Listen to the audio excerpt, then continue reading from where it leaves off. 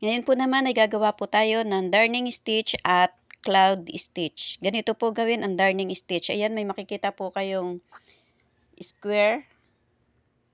At diyan po itutusok ang karayom. Ayan, sa baba pong iyan, inumpisahan. Tapos, doon sa taas, lalabas ang karayom. Yan, ganyan po. Kung sa Tagalog po, ang darning stitch, yan po yung pagsusulsi. Yan, ganyan po ang itsura niya. Yan ang darning stitch. At ang susunod naman po ay ang cloud stitch.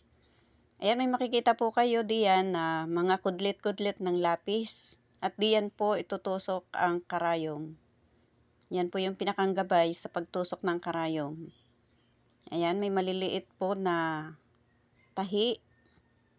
Kayong makikita, kulay green na sinulid. At mamaya po pagkatapos niyan, ay ipapasok po ang karayom na may pink na sinulid diyan sa bawat maliliit na tahi.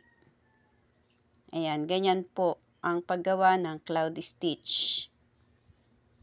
Ayan, pagmasdan lamang po ang bawat tusok ng karayom. At maya-maya po ay ipapasok na po natin ang karayom na may pink na sinulid. Ayan, pagmasdan po ninyo hanggang sa matapos. Yan, magkakaroon po yan ng design. Yan, ipinasok ang karayom doon sa tahi na maliit. Yan, ganyan po. Yan, pagmasdan po ninyo hanggang sa matapos.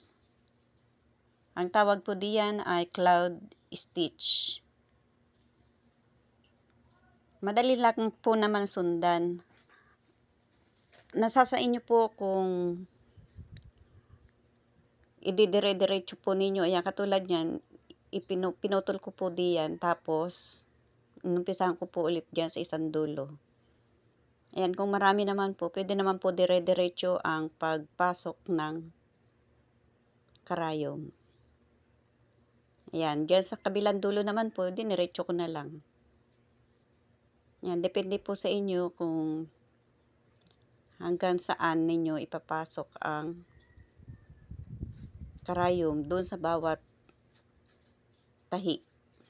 Ayan, katulad niyan po, aking idiniretso sa baba.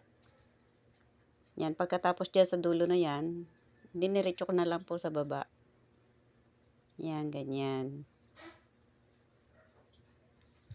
Yan, pagmasdan po ninyo hanggang sa matapos. Sa mga hindi pa po naka-follow and subscribe, please follow and subscribe. Yan, ganyan po ang itsura ng cloud stitch. Yan, dyan po yan nagtapos. Thank you for watching.